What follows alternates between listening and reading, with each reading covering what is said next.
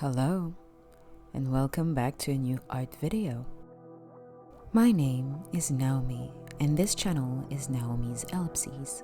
And in this video, we're gonna paint the kingdom of fear from inside out.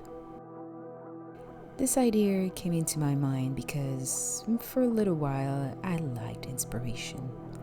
And for me, one of the best ways of finding inspiration is to watch movies. And for once, I got out of my room and went to the theater to watch Inside Out 2. We are suppressed emotions! Let Operation New Riley begin. You aren't packed yet? I'm the worst!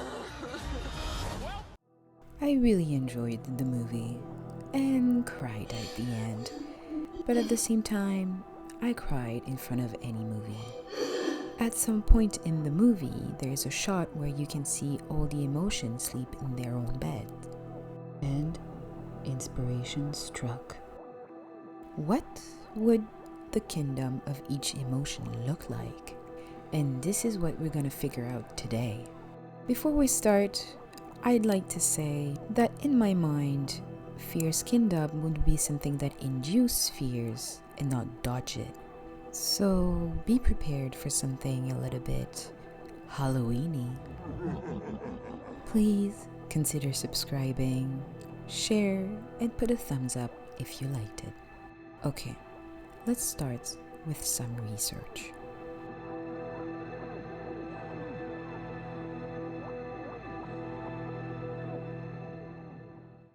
To start with, I search what is fear?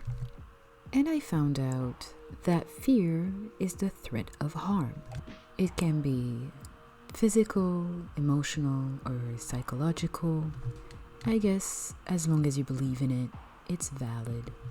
Fear is here to keep us safe. While researching, I saw that beautiful graph on the different levels of fear. And this is when a question I had during the entire movie got answered. Anxiety is part of fear. But anyway, after I found out the different common triggers of fear, this is when I started to have an idea of what I wanted to paint. What if I added each triggers in fear's kingdoms? So I searched up the most common triggers of fear. And here is my list. Darkness, height, rejection, snake, rodent, spider, I would just say animals, death, and thunder. Now I needed to find a clever way to add those one in. For darkness, I decided to add it as a foggy morning, as the real fear in darkness is to not be able to see. And in a very thick foggy morning, you won't see much.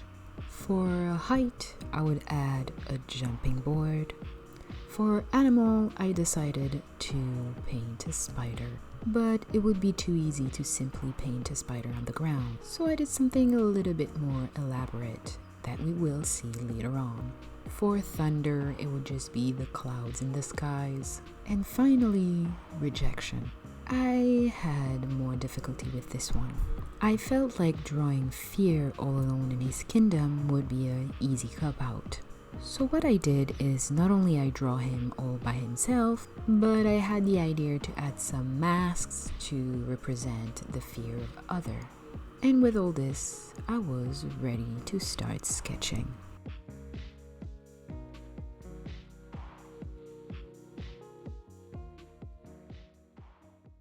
For the sketches, I had a lot of different ideas. I can even say that the ideas were flowing, so I didn't take the time to go on computer to sketch. I just grabbed the first notebook and pen that I found and started drawing.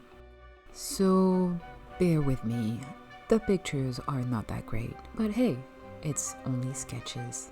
For some reason, I was really hell-bent on portraying height. So I've put fear on top of a cliff to represent the height.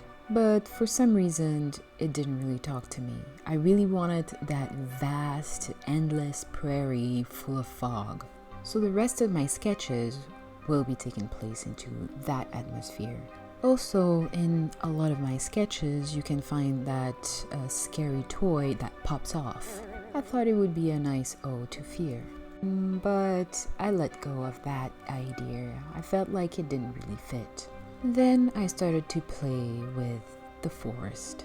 The forest can also portray a lot of different fears. The fear of darkness, the fear of animals. So I started playing with having the forest on one side and having the jumping board on the other.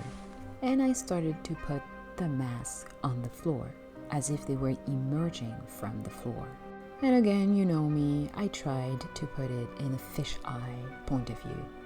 I always try to put some fisheye, but it never stuck. And it didn't stick. I'm not gonna linger on those sketches because I am not really sure that you can see what it really is. I asked my brother what he saw and this was his answer. Do you know what that is? No, I don't know what that is. Well, guess, like, imagine what is it, like, what does it represent? I think I see a streetlight.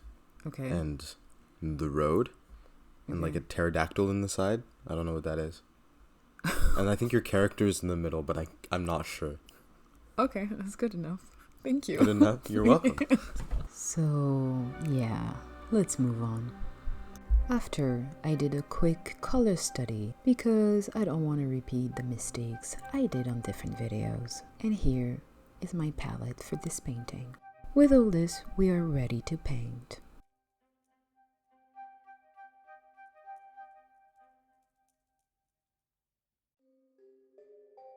It was the first time that I painted a foggy scenery. So before starting, I looked at some speed painting of foggy mornings. Once I laid down the colors for the background, I started on the forest. I think this is what felt the most comfortable for me. But oh boy, I have more than a 2-hour clip just painting trees. But one of the part that I enjoyed the most was adding the fog between the trees. Then I started to paint the jumping board. I had this vision of a cartoonishly high board, and I tried to look it up on the internet, me being sure that it would be so easy to find this because I saw it in so many different cartoons, but I couldn't find anything. Am I the only one who remember that gag of that cartoonishly high jumping board and the very teeny tiny pool at the bottom? So unfortunately, my jumping board is not very accurate, and we will not talk about the perspective of the ladder. Okay, it is time to put a trigger warning for spider. If you don't like spiders, go to this time code. I wanted to add the fear of spider by making it fear's throne. So I looked up a few pictures of dead spider because I wanted those legs to be all bent on one another. I started to sketch a regular chair to which I added spider legs, but I quickly move on to the idea of making the spider legs the chair's legs as well. Then I found symmetry and just replicated it until I find an arrangement that I enjoyed. Once the sketch was finished, it was time to put it on the painting. There's not much to say and I'm not gonna linger on it because our friends are waiting on the other side of the time code. Once the chair was done, it was time to add the masks.